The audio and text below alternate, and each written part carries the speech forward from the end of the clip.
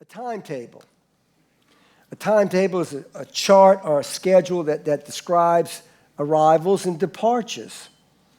If you've been to an airport, you see the timetable there, right? This big board that tells you all the arrivals that are coming in, the flights that are coming in, which city they're coming from, which city they're going to, the flight number, the name of the airline. Timetables. Now, God has a prophetic timetable. He knows when everything in the future will take place and when it will take place. Only He does. And in doing so, He's working out His plan right now. Now, that's the big picture. Let's make it personal. All of us in here are part of God's timetable. We have our own timetable. He knows when you were born. He knows when you will depart this earth. And He knows all in between. Now, we have in our unique timetable, we're all in different stages of life. Maybe not all of us, but we have different stages of life. Some of you are in school right now. Some of you have a new job. Some of you need a job. Some of you have retired from your job. Some of you are between jobs. Some of you are single. Some of you are married.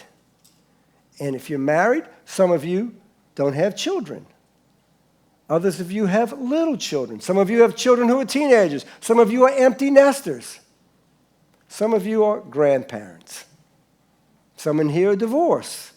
Some in here are widowed. All different stages, all your unique timetables. But for each one of you, God knows what's going on. Now, I believe as followers of Christ, we have a tendency, all of us, to get anxious about our personal timetables. What's going to happen? We begin to worry. We begin to, think God's forgotten us. He doesn't care about us. Especially as you go through these different stages of life. I remember when I was a single man, I used to wonder, I wonder if I could take care of a family. I wonder if I have what it takes to do that. So these anxieties come in. So when we have those, the bottom line is this. Can God be trusted? Can He be trusted in my personal timetable? Well, I think the answer is yes. And why I believe that is because He provides on a big level, as we're going to see today, and by providing on this big level, He can provide for us each individually. As we come to the book of Revelation, as we've been looking at, many people come to it as a confusing and frightening book. And maybe there's some truth to that because there's so many symbols that we've talked about. But I believe as we go through Revelation, as we've been doing, we should be able to understand it. We should also be comforted by it. That it's not just some giant, mysterious, cosmic jigsaw puzzle with all the pieces floating around. So today we're going to look at Revelation chapter 11, verse 1 and 2. And we're going to see that God is faithful by providing a future temple in Jerusalem. Now first we're going to see what does that mean. And then as we close, we're going to see, well, okay, that's nice. So what's the big deal for me? Some temple in Jerusalem. I'm living here, in the United States, long way away, different culture, different time. Well, I think we're going to see that it's a big deal. Because God always keeps His promises. He's always faithful to everything that He says. Now, God had called the Jews to Himself as part of His redemptive plan. And Jesus came to, being Jewish Himself, came to the nation, and they rejected Him. They rejected the kingdom that He came to provide for them. Now, God is not finished with the Jews, but for the time being, He says, I'm going to come back to you. I still have a plan for you, have not forgotten for you, but until that day, I'm dealing now with people, especially, not that He didn't before, but particularly of every tribe, every tongue, every nation, to draw them to me. So when God finishes his timetable, he's going to fulfill the promises. He's going to set up a kingdom on earth. We'll see that as we get to the end of the book of Revelation. But today, chapter 11, verse 1 and 2.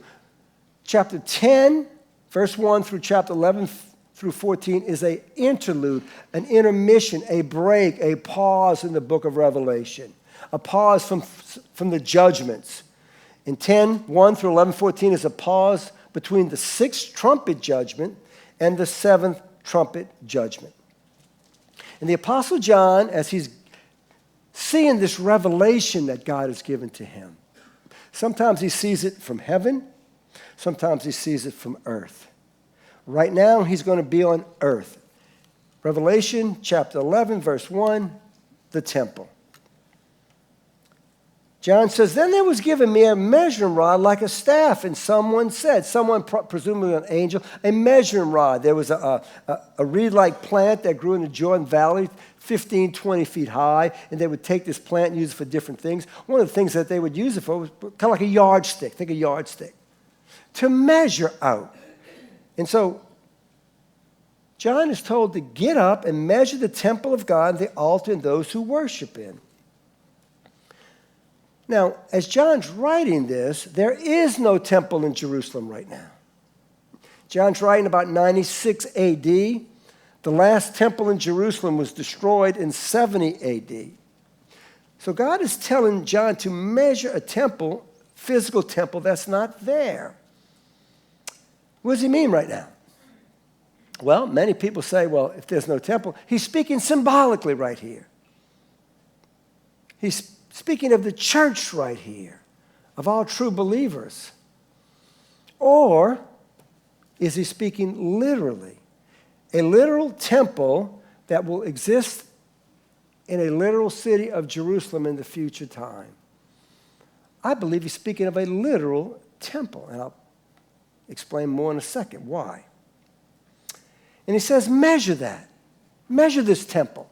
Now, to measure something was more than just take the physical dimensions. It had the idea to claim it for yourself. We see that in the Old Testament. Zechariah chapter 2 talks about it.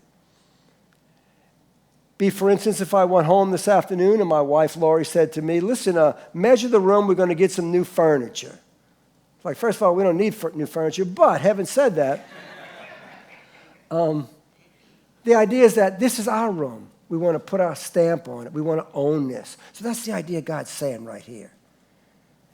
And so the temple that he talks about right here, John does, is the inner temple.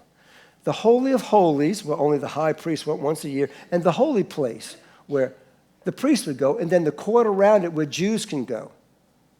He says that the holy place and the Holy of Holies is going to be reconstructed again. And those who worship in it. Who worships in a temple? Do we worship in a temple right now? Is this the temple of God? No. This is not. The temple was specific to the Jewish people. We worship in a church building, but this building is not the church. The only reason that this building is important is because you're in it. And who is the church? The church is not the temple. The church doesn't worship in the temple. The church is the temple. 1 Corinthians 6:19, or do you not know that your body is a temple of the Holy Spirit who is in you, whom you have from God, that you are not your own? So why I believe this is literally speaking about a temple, because people say, no, it's the church. Well, the church is never called a temple. Individuals with the Holy Spirit are called a temple. Now, the Jews had 2 temples so far. Solomon built the first temple, finished in 960 BC, took 7 years to complete, and it was totally destroyed by 586 BC by the Babylonians. The second temple, the Jews returning from the 7 years of captivity, Babylonian captivity outside of Israel, when they came back, they rebuilt a second temple under the prophet Haggai and Zechariah and under the political leadership of a man named Zerubbabel. And that temple was completed in 516 BC. That temple, it says some of the older people who knew the first temple, Solomon's temple, wept when they saw it because it didn't have the grandeur that Solomon's temple had. Now, this temple stood, and then Herod the Romans allowed him partial control in Israel. And Herod began to refurbish this temple in 20 BC. He dies, but the temple continued to be refurbished. And this temple that Herod, the second temple that he refurbished, became a modern wonder of the ancient world. It was so incredible. Of course, in 70 AD, the Romans came and destroyed the temple, except for part of a retaining wall, the Western Wall, which is the Wailing Wall now in Israel. So now John's writing this, 96 AD. There's no temple. Well, what's he talking about? Apparently, there's going to be a future temple in Jerusalem. Israel is going to come back again and worship in this temple. There's going to be sacrifices. There's going to be offerings. Not only does John talk about this, the prophet Daniel, as we'll see, talks about it. Jesus talks about it. Paul talks about it. So today, 2,000 plus years later, there's no temple in Jerusalem. Why? I'm sure you know this because the Dome of the Rock is on the Temple Mount. The Dome of the Rock is the third most important holy place of Islam. They believe it's the spot where Muhammad ascended into heaven. They have control of that right now. If you follow the news, sometimes there's riots that take place around the temple. If people get too close to it who shouldn't be, who are not Muslim, and try to go into it or be involved with it. So there's a temple there right now. But today, as we speak, in the last many years, there are Jewish people who are very interested in rebuilding this temple. They're making plans right now to rebuild this temple and resume sacrifices. So how's this temple going to get built in this political climate that we have today? Well, I believe it's going to take a man of peace who's going to come around. We call him the Antichrist, the man of lawlessness, a man empowered by Satan himself, who's going to come and be a man of peace. And I believe, as we'll see, he will sign a peace treaty. And in signing this peace treaty, somehow, there's going to be harmony that will allow the Jews to rebuild this temple. Now, let me go on. I'll come back to that in a little bit. Verse 2. John's told, leave out the court which is outside the temple and do not measure it, for it has been given to the nations, and they will tread underfoot the holy city for 42 months.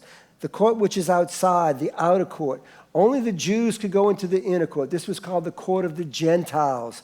And if a Gentile went into the Jewish court, as we find out in Acts chapter 21, when it was alleged that Paul brought a Gentile Trophimus into the Jewish court, where a Gentile couldn't go, that they wanted to kill him. But he says, leave out that court. Because that is the nations, the Gentiles he's talking about it, will come and they will trample the holy city for 42 months. To trample. They will trample the city down with contempt. They will crush it. The holy city, of course, is Jerusalem. 42 months, which equals 3.5 years. Listen later on, we'll get to this later, Revelation 13:5. It talks about this beast, okay? The Antichrist, been empowered by the dragon, by Satan.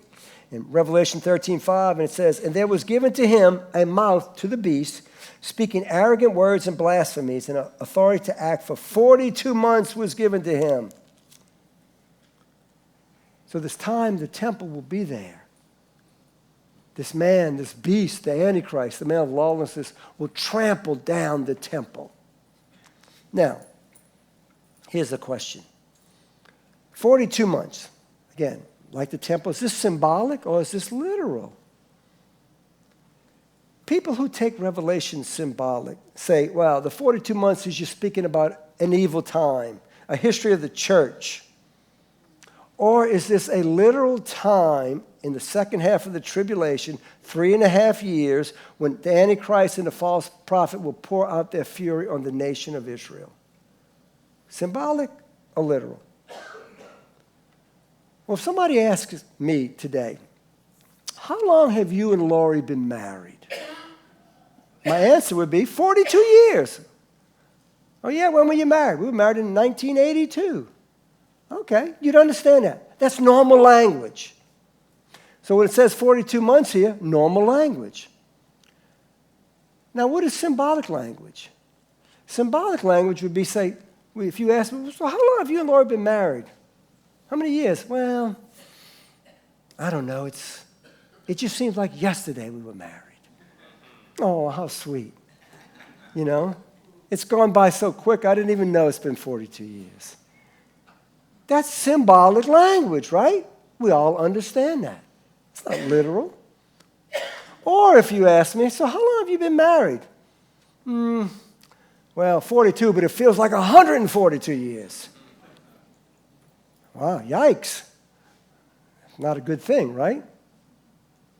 We all understand that. So people come along and say, 42, no. It's really not literally Jewish people. It's the church. And it's really not 42 months. It's just a period of time. I think if you take Revelation, literally, unless it speaks symbolically, and we've seen that, when there's times it says like. If it said it would be like 42 months, that's symbolism. But it doesn't say that. Or if it would be as 42 months. Oh, yeah, we see the symbolism there. It doesn't say that. So as we're talking about this temple, and we're starting to get into the really deep into Revelation and what's going to happen, I believe God is speaking for the Jewish people in particular. We already saw that back in Revelation 7 when he talks about the 144,000 Jews. And again, people symbolize that. Well, I'm not really talking about Jews, even though it gives the name of all the tribes. He's speaking about a literal nation of Israel that one day will be in the land. A literal temple will be rebuilt, 3.5 years, and then this man of lawlessness will come against it. And literally, our judgment's going to get even worse. Now, this leads to the most amazing prophecy in the whole New Testament regarding the history of Israel in the Bible. It's called the 70th week of Daniel. Daniel was a prophet. He was taken when the Babylonians, 3 waves, they came to Israel and overran it. God told them it would be overrun because of their sin. 605 BC it started, and then the final was 586 BC when the temple was destroyed. All the people were taken away out of the land and brought to Babylon, 500 miles away, as a discipline for their sin. Daniel was one of those taken. As you know, Daniel rises to a high level, the Babylonians. But then the Babylonians get overthrown by the Persians. And so in 539 BC, Daniel is in this captivity. And in chapter 9 of Daniel, Daniel begins to pray to God, to confess the sins of the nation to God, to acknowledging that we have failed. All that we have here, we are deserving of it. And I'm not going to read this whole prayer, but in Daniel chapter 9, verse 3 through verse 19, Daniel prays this prayer, and as he prays it, he talks about the holy city, Jerusalem, literally. He talks about your people, the Jewish people. He talks about your desolate sanctuary, the temple that had been destroyed. All these things that make it clear that he's talking about the city that God had given to the Jews, Jerusalem, the temple that he provided for them, and now they've been taken away from them because of their sins. And so as he's praying, the angel Gabriel comes to Daniel. And he says, Daniel, I'm going to tell you the things that are going to happen. I'm going to tell you the future of the nation of Israel. And so begins what we call the 70th week of Daniel. And here's what Gabriel tells Daniel. Now, this is a little complex. I'm going to try to make it as simple as I can. I'm going to be jumping back and forth with the slides. Daniel is given this message from Gabriel speaking for God. Chapter 9, verse 24. 70 weeks have been decreed for your people and your holy city to finish the transgression, to make an end to sin, to make atonement for iniquity, to bring in everlasting righteousness, to seal up vision and prophesy and to anoint the most holy place. 70 weeks. What does that mean? Well, in the Hebrew, weeks was a unit of 7. So Gabriel's telling Daniel there's been 70 weeks of 7, 490 years. I'm talking to you about Daniel, that the prophetic future of Israel will be taken care of. Now, let me ask you this. Do you see that as symbolic, long periods of times, or as literal? I take it as literal. He doesn't say like 70 years, but 70 years have been given for your people, the Jews, and the holy city, Jerusalem. This begins this timetable that God has for Israel, his sovereign eternal plan that he's working out with them. And he says right there in verse 24, a sixfold purpose for this 70-week period that's going to take place. The first 3 things are predicting Christ's first advent. To finish the transgressions, Christ is going to come, the Messiah, to put an end to Israel's rebellion. Second, to make an end to sin. Christ came to make an end for the sin of Israel. Third, to make atonement for iniquity. That is, Christ came to atone for Israel's sins. All these things were resolved at the death and resurrection of Christ. But then he says, 3 things will be accomplished at his second coming. There's a gap right here between the first and the second, as we know is true. What happens at the second coming? To bring in everlasting righteousness. That is, to usher righteousness for Israel in this kingdom. Second, to seal up the vision and prophecy, to finalize all the prophecies. God's going to complete them. And third, to anoint the most holy place. That is, to anoint the holy temple in the millennium. God's going to do that now. Let me jump ahead. See this chart I have right here, the 70 weeks of Daniel. Right there, the first one, well, I jumped ahead. I'm sorry. I'm going to come back to that. Put that on hold. Verse 25. Verse 25. So there's this prophecy. Gabriel's telling Daniel, I'm not finished with the Jewish people yet. I'm not finished with the city of Jerusalem. There's 70 more weeks that I have to deal with this. 490 years, prophetic years. Verse 25. Here's where it's going to start. So you are to know and discern that from the issue of the decree to restore and rebuild Jerusalem until Messiah the Prince, there will be 70 weeks and 62 weeks. It will be built again with plaza and moat, even in times of distress. Daniel's told that the beginning of this period is going to be a decree to restore and rebuild Jerusalem. And it's going to be built, completed, even in difficult times. Now, for the Jewish people, a Jewish year is 360 days. There's 30 months. And then occasionally they throw in a 13th month to deal with the days that they have to catch up on. A man named Sir Robert Anderson wrote a book. He was an Englishman. He worked for Scotland Yard, and he used his skills, detective skills, for the book of Daniel. And he wrote this classic book called The Coming Prince, that he looked at this prophecy and he made calculations. Another man, Harold Hone, who was a professor at Dallas Seminary in 1978, he wrote a book also that confirms all of Anderson's figures, except for 1 year. They're 1 year off. And what did they find out? Issuing the decree to restore restore and rebuild Jerusalem. When did that take place? Nehemiah chapter 2. Artaxerxes is the Persian king. Nehemiah is his cupbearer, one of his counselors. And he goes to Artaxerxes.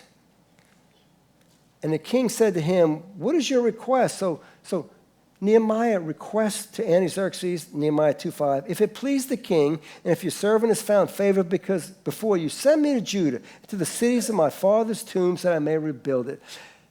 If it's okay with you, Artaxerxes, the Jewish people have gone back to the land of Israel, but it's still a mess. The city's a mess. The walls have been broken down. I want to be able to go back there and restore it. Artaxerxes gives him the okay. What year?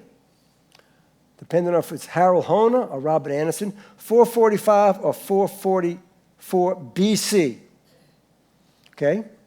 The prophecy says 7 weeks for restoration to be built, the moat to be built, the plaza to be built. 7 weeks, that's 49 years. It was completed, Jerusalem, 396 BC. Then he says, until Messiah the Prince, there will be 7 weeks and 62 weeks. 7 and 62, 69 weeks, that's 483 years. Anderson says there was 489 years from the issuing of the decree by Nehemiah, to Nehemiah, until Jesus would come. When did he come? Anderson says, based on a 360-day calendar, there'd be 173, 880 days from the decree to go rebuild Jerusalem to Jesus Christ's triumphal entry, March 30th, 33 AD. To the day. Now, why does he pick that day? We call it Palm Sunday, right? Because everybody, Hosanna, the king is here. They recognize Jesus says, at least they said they did, but a week later they crucified him. So Anderson says this remarkable prophecy,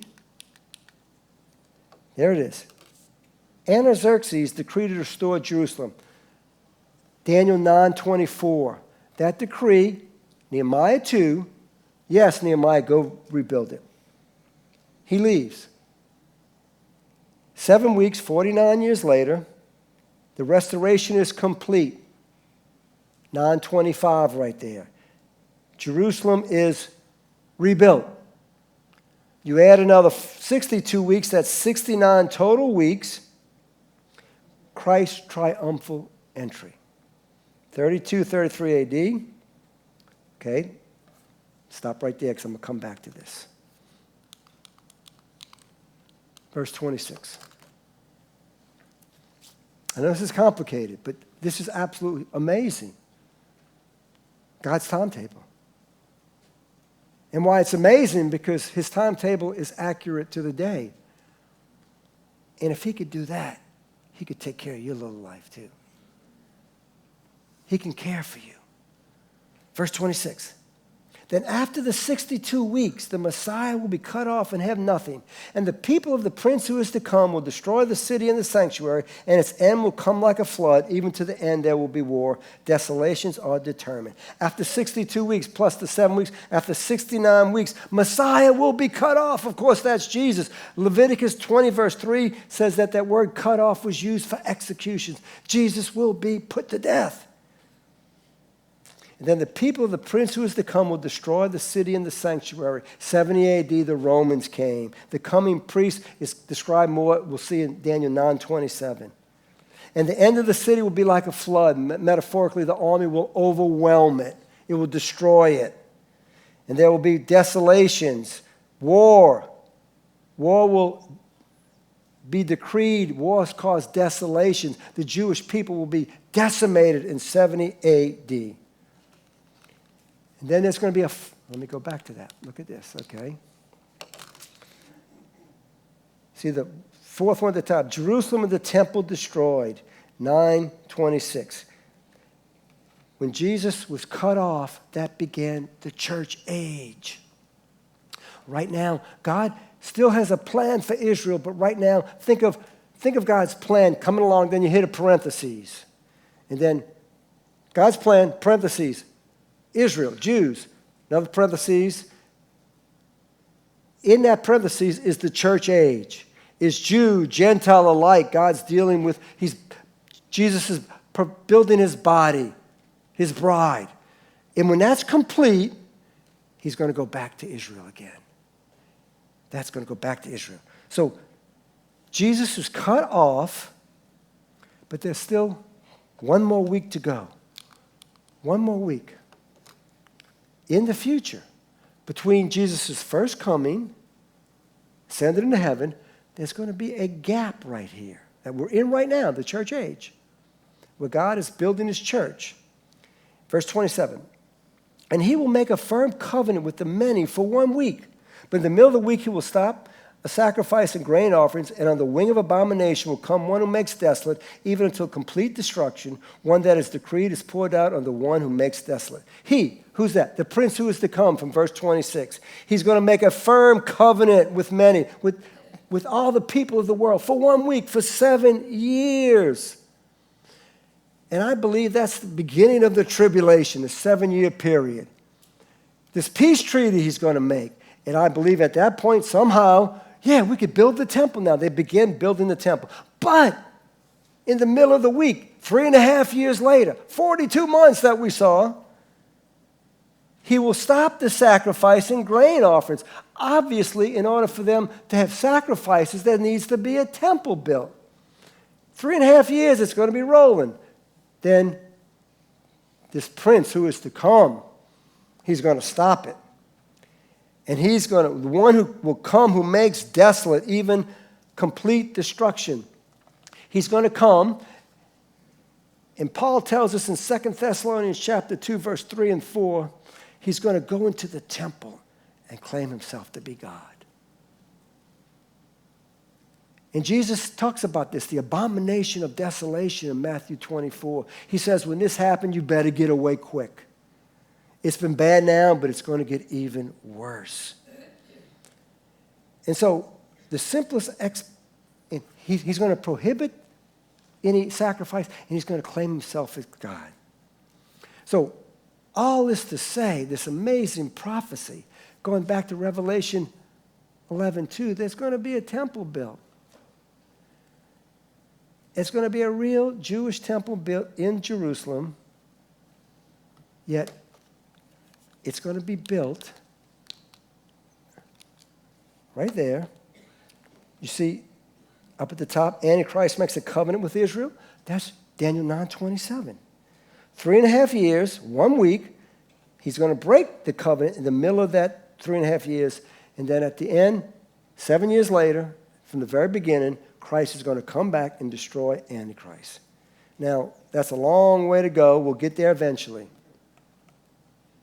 But God, I'm saying all this to say, God's incredible accuracy, incredible ability, because he has a timetable. He knows the beginning from the end. He knows the first from the last. And over all these centuries, God has not abandoned Israel. He made promises that he will keep. So, what's that mean to you and I today? Kind of technical right there? Well, I believe he got a timetable for your life. Just like he knew exactly how many years, how many days it was going to be from the issuing of the decree to Christ came to Jerusalem.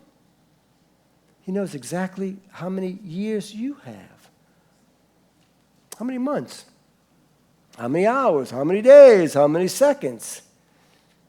He knew when your arrival would be, when you were going to be born.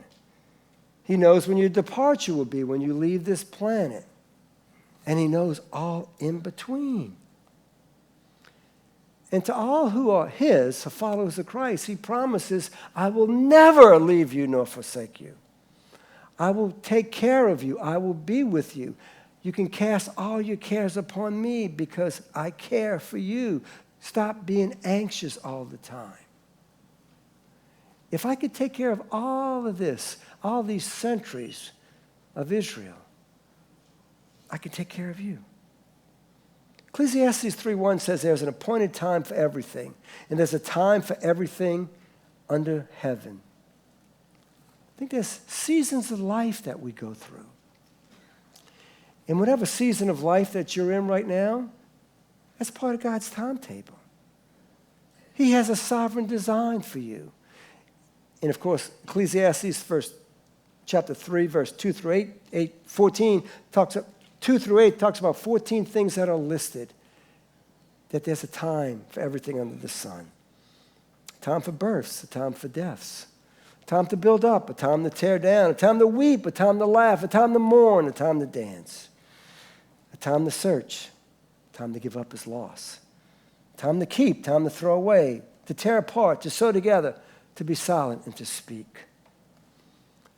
All of these seasons of your life, your timetable, are under God's control. What season are you in right now? Whatever it is, God is over you. Every single part of your life. Just like he is over Israel, he is over you right now. You can trust him completely. He will never leave you. He'll never forsake you. Let's pray. Lord, you care for us. I mean, that's mind-boggling. Just like you say, you know every bird that flies around, every plant, and you take care of them. How much more us, who first of all were made in your image, and second of all, those who are born again, who know Christ, now has the indwelling spirit within them. How much more do you care for us? I know this was kind of technical today, but I pray that we all walk away here knowing that God cares. He makes promises and will never break them. That we could rely on him no matter what season that we are in life right now. He can be trusted. In Jesus' name I pray. Amen.